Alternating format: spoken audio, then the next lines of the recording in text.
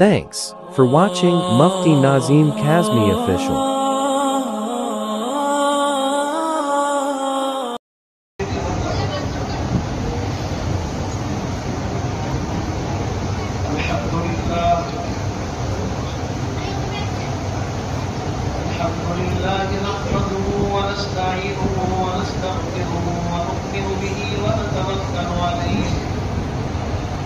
ونعوذ بالله من شرور أنفسنا ومن سيئات أعمالنا من يهده الله فلا مضل له ومن يضلل فلا هادي له ونشهد أن سيدنا وسندنا ومرشدنا ومولانا محمدا عبده ورسوله أما بعد فأعوذ بالله من الشيطان الرجيم بسم الله الرحمن الرحيم لو أنزلنا هذا القرآن على جبل لرأيته خاشعا متصدعا من خشية الله وتلك الأمثال نضربها للناس لعلهم يتفكرون وقال الله تبارك وتعالى إنا نحن نزلنا الذكر وإنا له لحافظون آمنت بالله صدق الله العلي العظيم وقال النبي صلى الله تعالى عليه وسلم أشراف أمتي حملة القرآن وقال النبي صلى الله تعالى عليه وسلم إمام الحمد يوم القيامة أو كما قال النبي صلى الله تعالى عليه وسلم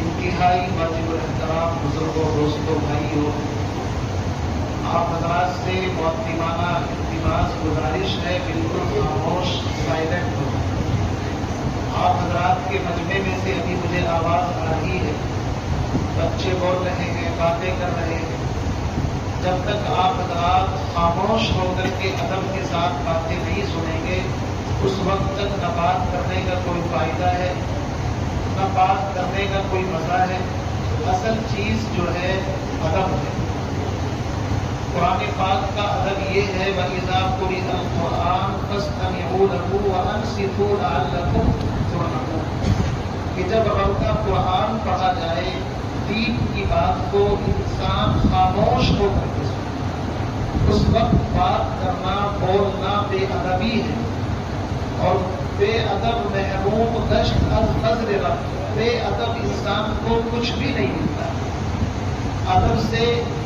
ہی انسان ہے ادب جو نہ سیکھے وہ حیوان ہے اصل چیز ادب ہے اس مجلس کا ادب یہ ہے کہ بالکل خاموش ہو کر کے عظمت قرآن اور ختم قرآن کی مناسبت پر جو بھی باتیں اللہ میرے دل کے اندر ذہن کے اندر ڈالے گا انشاءاللہ وہ باتیں آپ حضرات کے سامنے آئیں گی باتیں بڑے مختصر اور بہت ہی جامع انشاءاللہ آپ کے سامنے کرنے کا ارادہ ہے اللہ رب العزت آج کی اس مقدس رات کے دوپہر رمضان میں ختم قرآن کے دوپہر اللہ تعالیٰ اس پورے مجمع کی بخشش فرمائے آمین ماشاءاللہ آپ جاگنے کا ثبوت دیں آمین زور سے کہی ہے تو مطلب یہ ہے کہ ابھی تک آپ ماشاءاللہ بیدار ہیں اللہ تعالیٰ اس سارے مجمع کو اپنی پاک بارگاہ میں قبول فرمائے آمین انتہائی واجب الاحترام بزرگوں دوستوں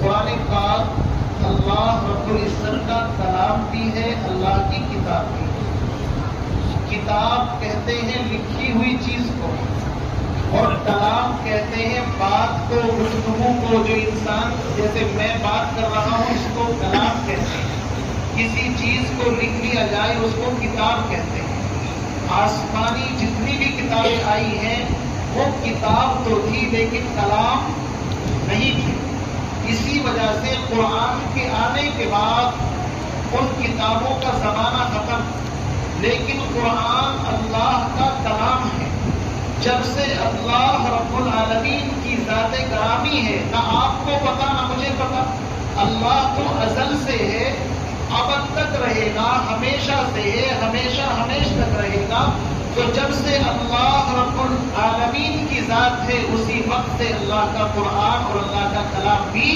موجود ہے۔ نہ اللہ کو فنا ہے نہ اللہ کے کلام کو فنا ہے۔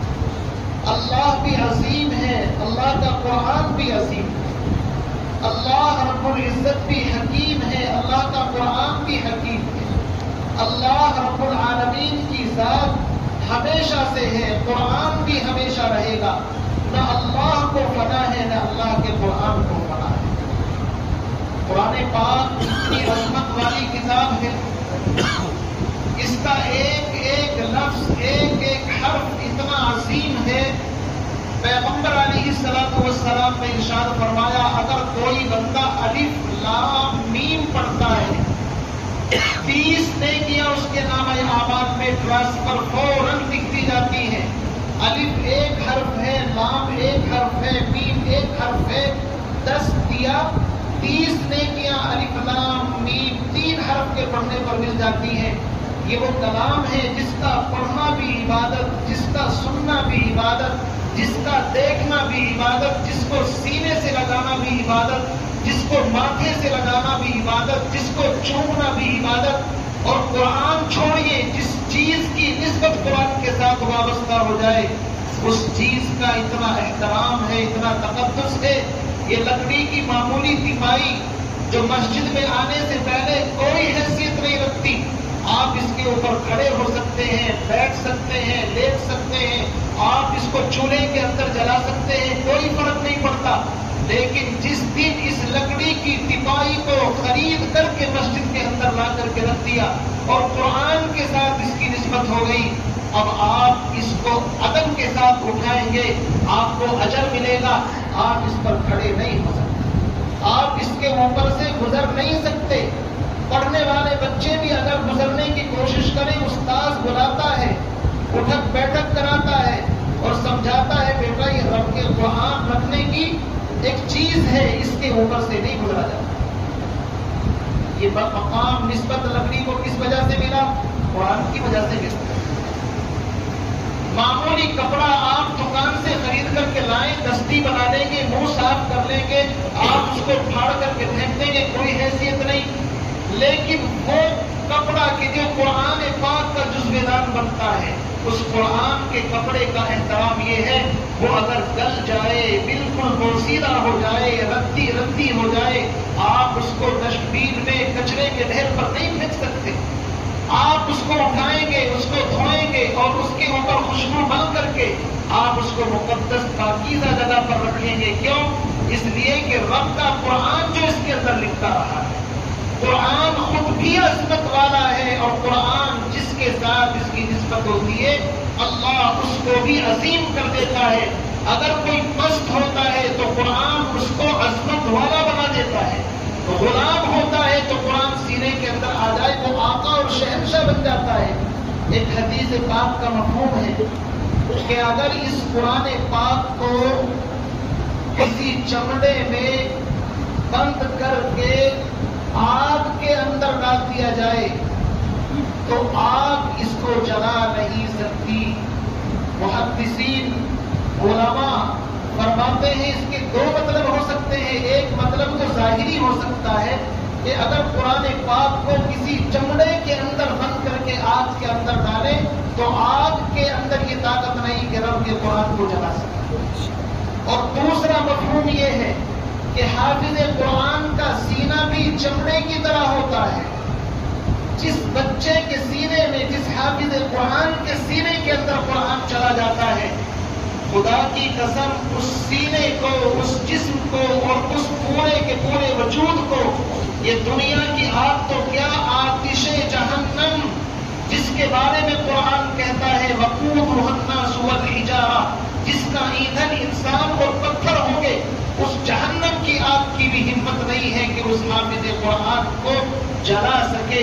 اس لیے کہ حدیث پاک کا مفہوم ہے کہ جس چمڑے کے اندر قرآن کو بند کر کے اگر آگ میں ڈال دیا جائے تو آتش جہنم کی ہمت نہیں ہے کہ اس کو جلا کر کے راک جائے۔ یہ ہے قرآن عظمت، یہ ہے حافظ قرآن کی عظمت، یہ ہے حفاظ کی عظمت۔ میرے بھائیوں، آج حفاظ کرام کی عظمت کو ہم سمجھتے نہیں۔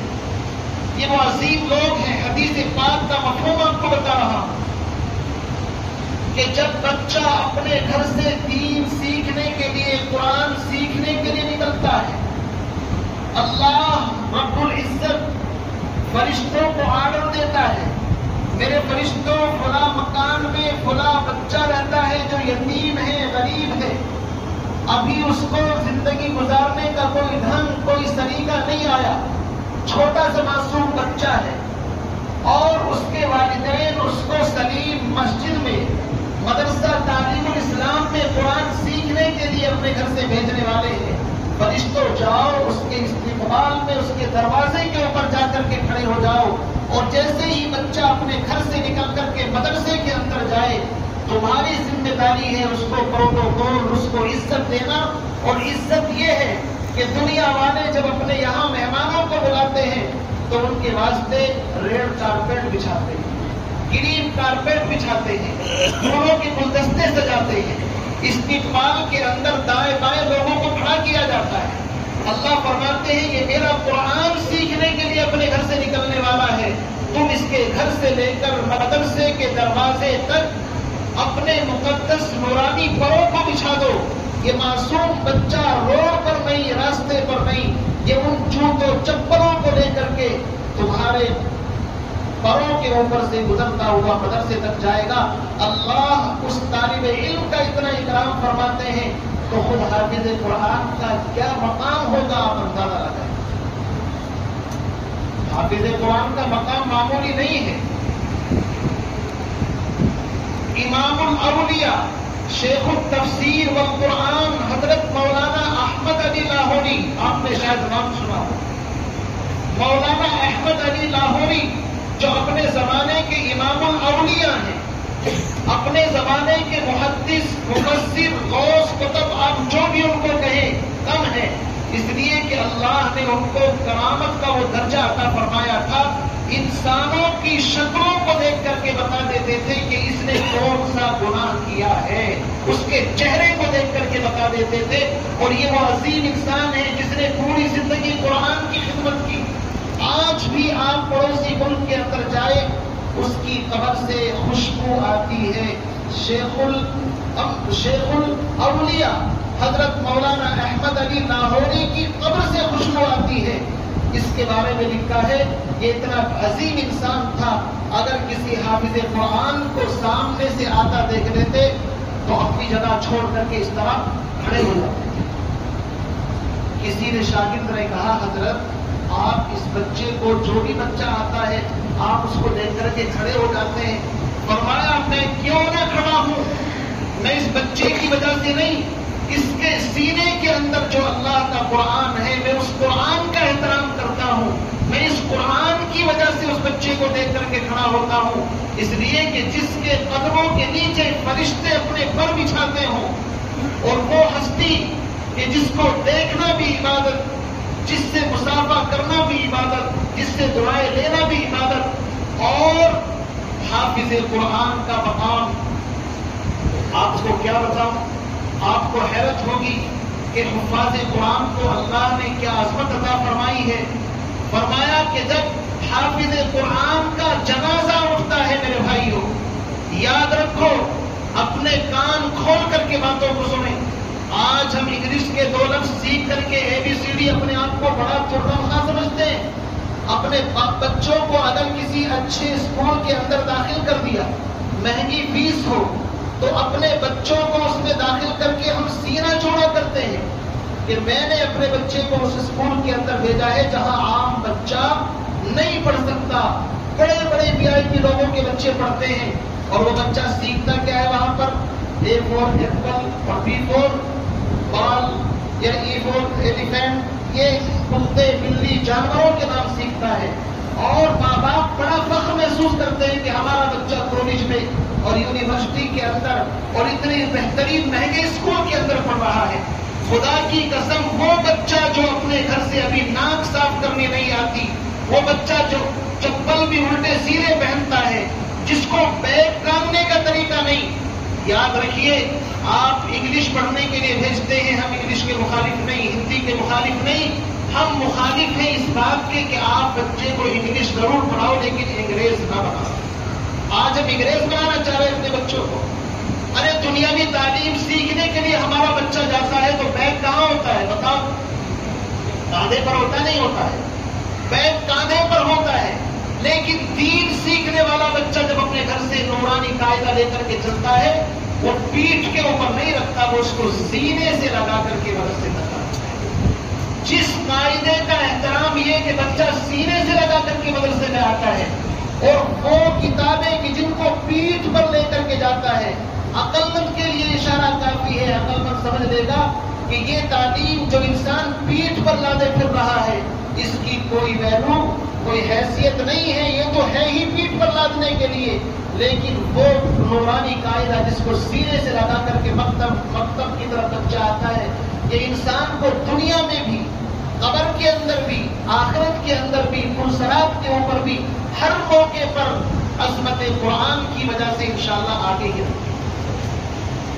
حافظ قرآن کا جنازہ اٹھتا ہے، دنیا رو رہی ہوتی ہے لیکن اس کو کوئی ٹینشن نہیں ہوتی. کیوں؟ اس لیے کہ اس کے سینے میں قرآن ہے، یہ قرآن اس کے ساتھ ساتھ چلتا ہے. حافظ قرآن کو غسل دیا جاتا ہے، قرآن کھڑا دیکھ رہا ہے.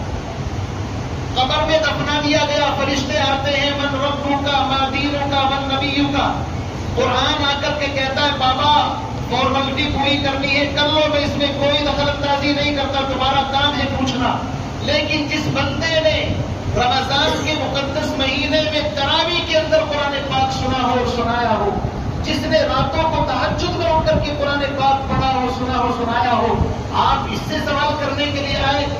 وہ فرشتے کہتے ہوئے ذمہ داری ہے، پوچھتے تو ہیں لیکن شرما کر کے واپس چلے جائیں گے.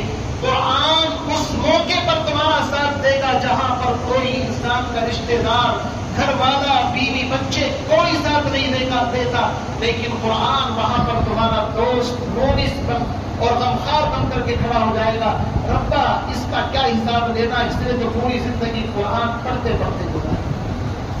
آج گمنام صحیح علم کی دولت والے آخرت میں یہی سالار نظر آئیں گے. آج قرآن کی عظمت کا پتہ نہیں ہے، آج معمولی سمجھتے ہیں ان لوگوں کو.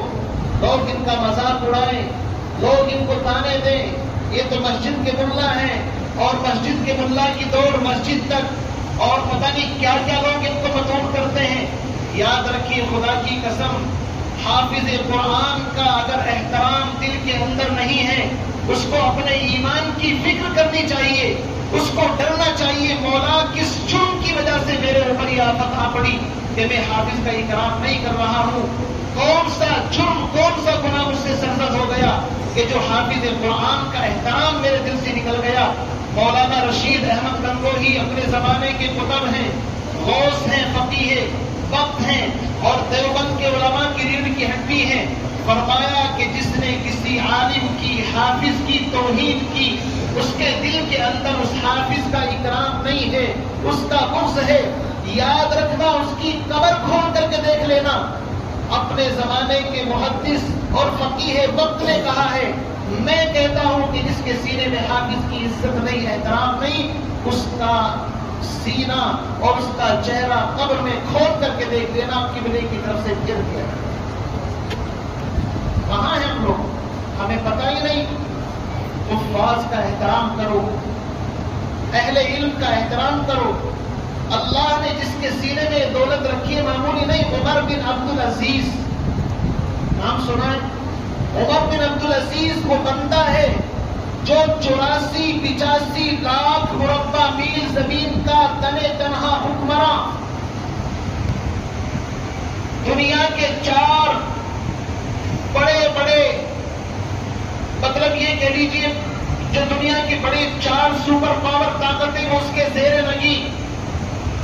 84 لاکھ مربع میل زمین پر حکمرانی کرنے والا انسان سادگی کی زندگی بسر کرتا ہے. 10 بیٹے ہیں، 10 کے 10 کو قرآن سکھایا، حافظ قرآن بنایا، عالم دین بنایا. جب دنیا سے جاتے ہیں 5-5 درہم میراث کے اندر آئی 5 درہم سمجھتے ہیں. بیٹے سامنے بیٹھے ہوئے ہیں.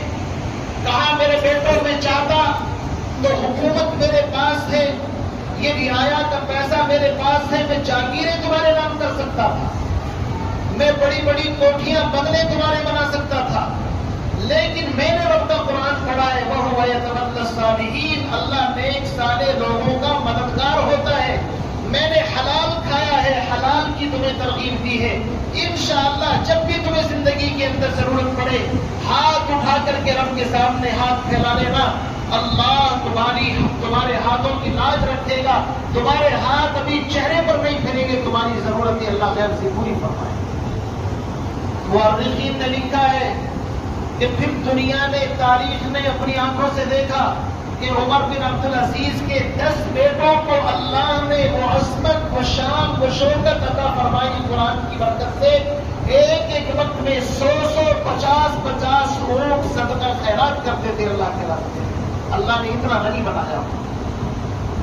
میرے بھائیوں, یہی عمر بن عبدالعزیز ہیں, ان کے زمانے کے اندر سمرقند فتح ہوا.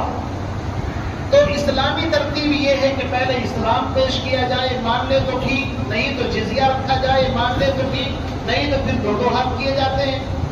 وہاں امیر المومنین نے, مسلمانوں کے امیر نے اچانک حملہ کیا اور پورے شہر کو فتح کر لیا. اور سمرقند اتنا دنیا کا خوبصورت شہر ہے کہ اگر آپ جائیں آج بھی دیکھیں تو اس کی عظمت آپ کو کھینچ دے گی.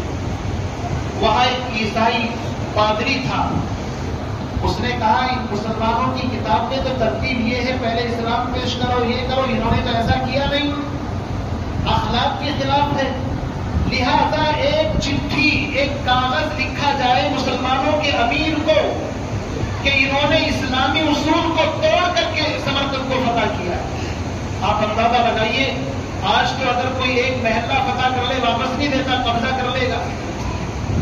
ایک قاصد خفیہ طریقے سے خط لے کر کے روانہ ہو گیا دمشق کے اندر. عمر بن عبدالعزیز رہتے ہیں وہاں پر. کسی سے پوچھا عمر بن عبدالعزیز مسلمانوں کے امیر کہاں ہیں؟ کہا کہ فلاں جگہ پر فلاں گلی میں آپ کو مل جائیں گے. پوچھتے پوچھتے قاصد پہنچا, جا کر کے دیکھا کچا مکان ہے, ایک بڑے میاں اور اس کی بیوی دونوں کھڑے ہوئے ہیں, اور مٹی جیسے پہلے زمانے کے اندر کچے مکانوں کو لیپتے تھے, اس کی مرمت کرتے تھے. سیڑھی لگا کر کے مکان کی ریپیئرنگ چل رہی ہے, سیڑھی کے اوپر کھڑے ہوئے ہیں. اس قاصد نے پوچھا امیر المومنین سے ملنا ہے, کہاں ہے؟ انہوں نے کہا مجھے ہی امیر المومنین کہتے ہیں, بتائیے کیا کام ہے. اس کی حیرت کی انتہا نہ رہی کہ اتنا بڑا مسلمانوں کا امیر, اور حالت یہ ہے کوئی نوکر نہیں, غلام نہیں, کوئی VIP ٹریٹمنٹ نہیں, بالکل سادہ زندگی, اور اپنے مکان کی مرمت بھی خود کر رہے ہیں. اس کو یقین نہیں آیا, شاید مذاق کر رہے ہو. کہا, زور سے بولا کہ مجھے امیر المومنین مسلمانوں کے امیر سے ملنا ہے. انہوں نے کہا بھائی بتلایا تو مجھے ہی امیر المومنین کہہ دیتے ہیں. تب اس کو یقین آیا, اس نے وہ پرچی نکال کر کے دی, اس پر لکھا تھا کہ سمرقند کو مسلمانوں نے اسلامی اصول کے خلاف فتح کیا. انہوں نے وہیں پر 2 جملے اسی کی پشت کے اوپر لکھ دیے اور کہا کہ قاضی کے پاس جاؤ اور وہ صحیح تحقیق کریں گے, اگر صورتحال ایسی ہی ہے تو فوراً آرڈر جاری کیا جائے کہ پورا سمرقند ابھی خالی کر دیا جائے. یہ مسلمانوں کا حال تھا جب قرآن کے مطابق سیاست تھی, جب قرآن حکمرانوں کے سینوں کے اندر تھا, جب قرآن کے حافظ تھے تو ان کا اسپورٹ فوراً ایک دم امیڈیٹلی فیصلے لیتے تھے, اور دنیا کی تاریخ پر مسلمان اور اسلام بڑھتا جا رہا. اس کو یقین نہیں آیا, اس نے سوچا شاید مجھے دھوکہ دیا ہے, 2 لفظ لکھے ہیں, وہاں تو کچھ ہی نہیں. لیکن وہ قاضی کے پاس پہنچا, وہاں جا کر کے پرچہ دیکھا, پرچے کے اوپر لکھا ہوا تھا تحقیق کرو. تحقیق کے بعد پتا چلا واقعی بات ایسی ہی ہے, تو فوراً روکا لکھا گیا, امیر المومنین کا حکم ہے پورا شہر ایک دم خالی کر دیا جائے. کوئی آنا کانی نہیں, کوئی یہ نہیں رہتا اور ناپتا سوچیں گے کریں گے نہیں, فوراً ایک دم مسلمان ایک دم شہر سے باہر نکلے. اور جیسے ہی مسلمان شہر سے باہر جا رہے تھے, وہاں کے غیر مسلم عیسائی پیچھے پیچھے دہاڑے مارتے ہوئے آ رہے تھے کہ جس مذہب کے اندر اتنا عدل و انصاف ہو, جس کے رہنے والے ایسے باشعور انسان ہو کہ ایک لفظ کے اوپر پورا شہر خالی کر دیا جائے، تم جانے والے کہاں ہو، ہمیں بھی اپنے ساتھ لے کر کے چلو، ہمیں بھی کلمہ پڑھاؤ۔ میرے بھائیوں، یہ اسلام کی ادنا سی جھلک میں آپ کو بتا رہا ہوں۔ آج کیا ہے؟ آج کچھ بھی نہیں ہے، نہ صرف باتیں رہ گئی ہیں، اب کچھ بھی نہیں رہا۔ قرآن پاک کو سمجھو، قرآن پاک اللہ کی وہ کتاب ہے کہ جس کا رشتہ قرآن سے جڑ جاتا ہے، خدا کی قسم کو زمین سے بلند ہو کر کے آسمانوں تک پہنچ جاتا ہے۔ امام العصر حضرت مولانا عطا اللہ شاہ بخاری کا نام آپ نے سنا ہوگا، جیل کے اندر بند تھے، قرآن پاک کی تلاوت شروع کر دی۔ جیل کا جو سپرنٹینڈنٹ ہوتا ہے وہ باہر نکل کر کے آیا، کہنے لگا شاہ جی آگے قرآن مت پڑھنا ورنہ میرا کلیجہ پھٹ جائے۔ ایسی تلاوت، ایسا قرآن پڑھنے والے اللہ نے اس سرزمین کے اوپر رکھے ہیں۔ قاری عبد الباسط کی قرأت سنو، کلیجہ پھٹ جاتا ہے، منہ سے باہر نکلنے کو آتا ہے۔ عبد الرحمن سدیس کی قرآن پاک کی قرأت سنو، جی چاہتا ہے پوری رات مزے لے کر کے اس کے پیچھے ایسے ہی قرآن سنتا رہا۔ تیری محفل بھی گئی، چاہنے والے بھی گئے، شب کے آہی بھی گئے، صبح کے نالے بھی گئے، اب تو کچھ بھی نہیں، صرف رسمیں باقی رہ گئی ہیں۔ مسلمانوں، تمہارے اسلاف اور اکابر کا وہ حال گزرا ہے، عشاء کی نماز کے بعد عورتیں کیا، مرد کیا، نوجوان کیا، اپنے گھروں کے اندر نوافل کی نیت باندھ لیتے تھے اور قرآن پاک پڑھنا شروع کرتے تھے۔ رات گزر جاتی تھی، انہیں قرآن میں اتنا مزہ آتا تھا، راستے میں گلی کوچوں میں گزرنے والے چور اچکے ڈاکو بھی کان لگا کر کے سنتے تھے یہ کیا پڑھا تھا۔ میرا عزیز بھائیوں، آج تو ناچ گانے ہیں اور دنیا بھر کی خرافات سے مسلمان کا رشتہ قرآن سے کٹ چکا ہے۔ ضرورت ہے کہ اپنا رشتہ قرآن سے جوڑیں۔ قرآن پاک وہ چیز ہے، زمانہ آج بھی قرآن ہی سے فیض پائے گا، مٹے گی ظلمت شب اور سورج جگمگائے گا۔ دنیا کے اندر اگر انقلاب آئے گا تو قرآن سے آئے گا، قرآن کے علاوہ کسی اور کتاب میں طاقت نہیں۔ علامہ طبری بہت بڑے محدث بھی گزرے ہیں اور بہت بڑے مورخ بھی گزرے ہیں، تاریخ پر بھی گہری نگاہ ہے۔ ان کا واقعہ ہے کہ میں اور 4-5 بندے ہم قرآن اور دین سیکھنے کے لیے اپنے شہر سے باہر، اس زمانے میں ایسا ہی ہوتا تھا، کوئی بغداد جاتا تھا، کوئی بخارا جاتا تھا، کوئی اندلس، کوئی بغداد، مختلف ممالک میں جاتے تھے، ہر جگہ مدارس نہیں تھے۔ فرماتے ہیں کہ ہم 6 لوگ اپنے گھر سے قرآن سیکھنے کے لیے ایک محدث کے، ایک عالم کے مدرسے میں گئے۔ اس عالم نے کہا ایڈمیشن ہو جائے گا لیکن کھانے کا انتظام خود کرنا پڑے گا، میرے پاس کھانے کا انتظام نہیں۔ آج تو پہلے اسٹوڈنٹس یہ پوچھتے ہیں ناشتے میں کیا ملے گا، صبح میں کیا ملے گا، شام میں کیا ملے گا۔ تو جب سے علم سے مجاہدہ نکلا ہے اس کی ایسی برکتیں بھی ہیں۔ والذین جاہدوا فینا لنہدینہم سبلنا، اللہ فرماتے ہیں محنت اور مجاہدے سے دین ملتا ہے۔ انہوں نے کہا بابا گھبرانے کی بات نہیں، ہم اپنا انتظام کر لیں گے، آپ ہم کو صرف پڑھاؤ۔ کہتے 2 مہینے 4 مہینے انہوں نے پڑھنا شروع کیا لیکن کورس پورا نہیں ہوا، کھانا ختم، راشن ختم، بڑی دقت آئی۔ اسی طرح اوپر نیچے کر کے ٹائم گزارتے رہے۔ پھر مشورہ کیا ساتھیوں نے کہ چلو وطن واپس چلتے ہیں، جو کام کرنے آئے تھے مکمل نہیں ہوا، ادھورا ہے، پھر بعد میں دیکھیں گے۔ لیکن ان کے برابر میں ایک یہودی دکاندار رہتا تھا۔ اس یہودی کی دکان سے کبھی کبھی یہ لوگ راشن لے لیتے تھے۔ جب اس کو پتا چلا کہ بھئی یہ لوگ تو جانے والے ہیں، اس نے ان کی منت خوشامد کی کہ آپ کو جانے کی ضرورت نہیں، میں آپ کو ادھار دینے کے لیے تیار ہوں، آپ اپنا کورس پورا کریں، دین سیکھیں۔ اس زمانے کا غیر ایمان والا بھی اتنا احترام کرتا تھا۔ اس نے کہا آپ پڑھیں۔ اب انہوں نے سوچا کہ بھئی رسول اکرم صلی اللہ علیہ وسلم بھی یہودی سے قرض لے لیتے تھے، ہم اگر دین کے لیے قرض لے لیں گے تو کون سی بڑی بات۔ انہوں نے قرض لیا، پڑھتے رہے یہاں تک کہ ان کا کورس پورا ہو گیا۔ کورس پورا ہونے کے بعد انہوں نے حساب کتاب بنایا کہ بابا ہم وطن جائیں گے یا تو خود یہ کسی قافلے کے ہاتھ تمہارا حساب کر دیں گے۔ اس نے کہا مجھے حساب کتاب کی کوئی ضرورت نہیں ہے، میری طرف سے بالکل معاف، میں نے اپنی طرف سے تمہارا اکرام کیا، وہ خدمت میری طرف سے سمجھو۔ انہیں بڑی حیرت ہوئی کہ یار یہ تو یہودی ہے لیکن ایک پیسہ لینے کے لیے تیار نہیں۔ کہتے ہیں کہ آئندہ سال جب میں حج کرنے کے لیے گیا تو میں کیا دیکھتا ہوں، مطاف کے اندر وہی یہودی مجھے نظر آ گیا، طواف کر رہا ہے۔ پہلے تو مجھے اپنی آنکھوں پر یقین نہیں ہوا، یہ تو یہودی ہو سکتا ہے، اس کی ڈبل کاپی ہو، اس سے شکل ملتی ہو، لیکن پھر میں ہمت کر کے اس کے پاس پہنچا۔ میں نے کہا بابا آپ تو فلاں ملک، فلاں صوبے، فلاں شہر کے اندر آپ کی دکان ہے؟ کہ جی ہاں۔ آپ وہی ہو؟ کہ ہاں۔ تو تعجب یہ ہے کہ تم تو دکان چلاتے تھے، تم تو یہودی تھے، پھر تم یہاں پر کیسے؟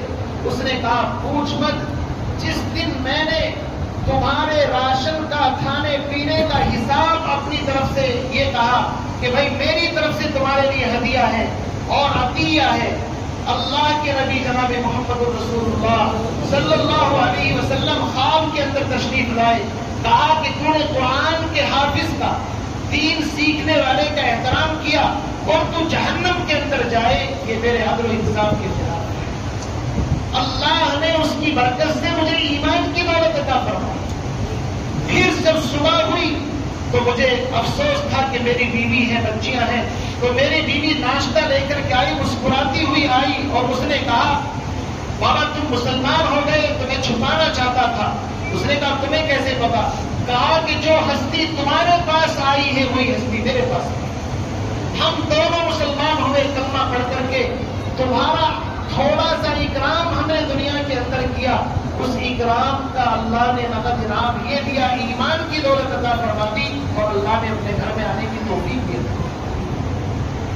یہ حفاظ کا اکرام کرنے والے، علماء کا اکرام کرنے والے، اللہ ان نسلوں کو نوازتا ہے، اور جو علماء کی ٹانگ کھینچتے ہیں، ان سے بغض رکھتے ہیں، خدا کی قسم اللہ ان کی نسلوں سے دین کو ضبط کرتا ہے۔ یاد رکھیے آسمان سے بارش برستی ہے، ہر آدمی اپنی اپنی صلاحیت کے مطابق فائدہ اٹھاتا ہے۔ رمضان میں قرآن نازل ہوا، رمضان میں قرآن سب سے زیادہ پڑھا جاتا ہے۔ آسمان سے جب بارش ہوتی ہے، بارش کا قطرہ اگر سانپ کے منہ کے اندر جائے تو وہاں پر جا کر کے زہر بنتا ہے۔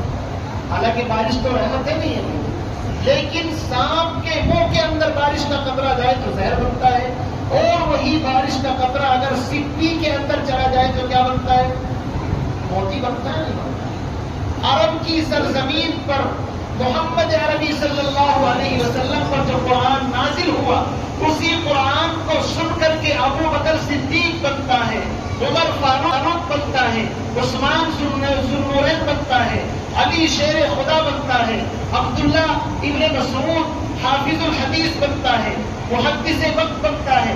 اور اسی قرآن کے نزول کے زمانے میں جنہوں نے قرآن کی بے حرمتی کی، صاحب قرآن محمد عربی صلی اللہ علیہ وسلم کی بے حرمتی کی، ان بے حرمتی کرنے والوں کو تاریخ ابو جہل کے نام سے ابو لہب کے نام سے جانتی ہے، امیہ بن خلف کے نام سے جانتی ہے۔ تاریخ بدلتی نہیں ہے، یہی دو چیزیں اس وقت بھی تھی، آج بھی ہیں۔ قرآن اور قرآن کے سے محبت کرنے والوں کو اللہ نوازتا ہے، اور قرآن اور قرآن سے بغض رکھنے والوں کو اللہ ابو جہل کی لسٹ کے اندر ڈال دیتا ہے۔ اس لیے میرے بھائیوں، قرآن پاک کے ختم کا موقع ہے۔ مجھے زیادہ لمبی اس وقت تفسیر اور اس کا موقع نہیں ہے، بس میں نے مختصر جو باتیں آپ کے سامنے رکھی ہیں وہ یہی ہے کہ قرآن پاک کا عظمت، خدا پاک کی عظمت اور اس کا احترام ہمارے دل کے اندر ہے۔ جس سینے میں قرآن آ جائے ہم اس کا بھی احترام کریں، اس کا تقدس ہمارے لیے لازم اور ضروری ہے۔ اور کس وجہ سے؟ قرآن کی وجہ سے۔ ہمارا اپنا کوئی کمال نہیں، بات قرآن کی ہے، بات دین کی ہے، بات اسلام کی ہے۔ اس لیے میرے بھائیوں، قرآن پاک کو اول نمبر پر رکھو۔ آپ اپنے بچوں کو عید کے بعد مدرسے کے اندر داخل کریں، یہاں مکتب چلتا ہے، حفظ کی تعلیم ہوتی ہے، نادرہ بھی قرآن پاک پڑھایا جاتا ہے۔ ہر آدمی اگر چاہتا ہے کہ کل قیامت کے دن سر اٹھا کر کے جی سکوں، کیا آپ نہیں چاہتے کہ قیامت کے دن اولین آخرین کا مجمع ہوگا؟ اتنے بڑے مجمع کے اندر جس نے اپنے بچے کو حافظ قرآن بنایا ہوگا، اللہ اس حافظ قرآن سے فرمائیں گے اقرا، کہ قرآن پڑھ اور جنت کے درجوں پر چڑھ۔ ادھر حافظ قرآن الف لام میم سے شروع کرے گا، جنت کے اندر اسپیشل لفٹ جو لفٹ ہوگی وہ اس کے اوپر بیٹھے گا اور لفٹ کا بٹن دبایا جائے گا اور لفٹ فوراً اوپر کو چلنا شروع ہو جائے گی۔ آپ اس حدیث کو سنتے ہوں گے تو ذہن یہ جاتا ہوگا یار اتنی سیڑھیوں پر کیسے چڑھے گا آدمی، تھک نہیں جائے گا؟ تو یہ زمانہ آج کا آسان ہے، جو لفٹ چل رہی ہے، اتنے بڑے بڑے ٹاور لوگ سیر کرنے جاتے ہیں، منٹوں سیکنڈوں کے اوپر پہنچ جاتے ہیں۔ تو جنت کے اندر کیا زینے ایسے ہی بنے ہوئے ہوں گے؟ جنت کے اندر اعلیٰ درجے کی لفٹ لگی ہوئی ہوگی۔ حافظ قرآن قرآن پڑھنا شروع کرے گا اور جنت کی لفٹ میں اوپر کی طرف چلنا شروع کرے گا، جہاں قرآن پاک کا والناس آئے گا، اللہ فرمائیں گے اب تمہارا مقام ختم، بس یہاں پر رک جائے۔ کتنا بڑا مقام ہوگا۔ حافظ قرآن کے والد کو بلائیں گے، لوگ دیکھ کر کے رش کریں گے، یار ہم پسینے میں ڈوب رہے ہیں، ہماری حالت خراب۔ یہ کون لوگ ہیں جن کے سروں کے اوپر نورانی تاج رکھے ہوئے ہیں؟ یہ حافظ قرآن جس کے ہاتھ میں 10 پاس بنے ہوئے ہیں، جس کو پکڑا دے اس کو جنت کا ٹکٹ۔ لوگ دیکھ کر کے حیرت کریں گے، کہا جائے گا یہ وہ حفاظ ہیں جنہوں نے اپنے سینے میں قرآن حفظ کیا تھا، اللہ نے اس کو اسپیشل کارڈ عطا فرمایا ہے کہ 10 گنہگاروں کو اپنے ساتھ جنت میں لے کر کے جا سکتے۔ اللہ نے ان کے والدین کے لیے اسپیشل تاج بنایا ہے کہ اس کو پہنا دو تاکہ دنیا والوں کو پتا چل جائے کہ دنیا میں تو لوگ اعلیٰ اسکولوں میں پڑھنے والے اور پڑھانے والوں کو عزت کی نظر سے دیکھتے تھے۔ ان کا بیٹا روس گیا ہے ڈاکٹری کے لیے، ان کا بیٹا جرمن گیا ہے، اور ان کا بیٹا انجینئر، اور بڑی بڑی یونیورسٹیوں کے لوگ نام لیتے ہیں بڑے فخر کے ساتھ۔ لیکن یہ حافظ قرآن کا والد جو دنیا کے اندر آرام سے خاموشی کے ساتھ زندگی گزارتا رہا، اللہ اس کی گردن اونچی کر کے دکھائے گا، دیکھو دنیا والوں، اس نے آخرت کو سامنے رکھ کر کے زندگی گزاری ہے، آج اللہ نے اس کو تحفہ کہا۔ تو آپ اس مجمع کے اندر آج کی رات میں ارادہ کرتے ہیں کہ انشاءاللہ خود بھی قرآن پاک پڑھتے کرے تو خود قرآن پاک سیکھنا نہیں سیکھنا۔